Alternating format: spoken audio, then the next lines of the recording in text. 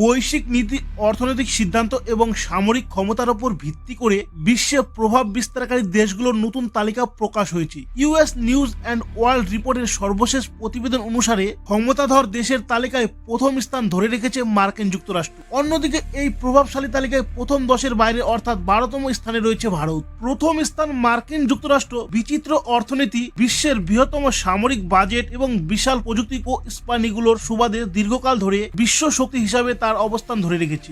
দ্বিতীয় স্থানে চীন দ্রুত প্রযুক্তিগত অগ্রগতি, বিশেষ করে আর্টিফিশিয়াল ইন্টেলিজেন্স ক্ষেত্রে নজর করা উন্নতি দেখিয়ে বিশ্বের দ্বিতীয় শক্তিশালী দেশ হিসেবে উঠে এসেছে। তৃতীয় স্থানে রাশিয়া তার বিপুল প্রাকৃতিক সম্পদ এবং শক্তিশালী সামরিক ক্ষমতাকে কাজে লাগিয়ে আন্তর্জাতিক মঞ্চে তার অবস্থান মজবুত করেছে।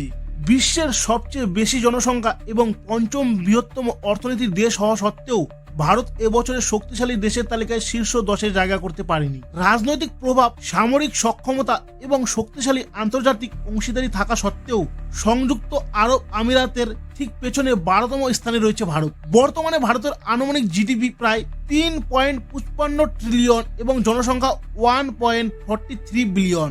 চলুন এবার দেখে নেই অন্যান্য দেশের অবস্থান। প্রতিবেদন অনুযায়ী সৌদি আরব তাদের বিপুল তেল সম্পদ এবং দ্রুত বিকাশমান পর্যটন শিল্পের কারণে চতুর্থ স্থানে উঠে এসেছে। ইসরায়েল তার উদ্ভাবনী ক্ষমতা এবং শক্তিশালী প্রতিরক্ষা প্রযুক্তির জন্য 9ম স্থানে রয়েছে। এছাড়াও জার্মানি 5ম স্থানে রয়েছে, জাপান 6ম স্থানে রয়েছে, দক্ষিণ কোরিয়া 7ম স্থানে রয়েছে, ফ্রান্স 8ম স্থানে রয়েছে এবং ব্রিটেন শীর্ষ 10-এ স্থান করে নিয়েছে। প্রযুক্তিগত অগ্রগতির কারণে জাপান ও দক্ষিণ কোরিয়া তালিকায় তাদের অবস্থান ধরে রেখেছে।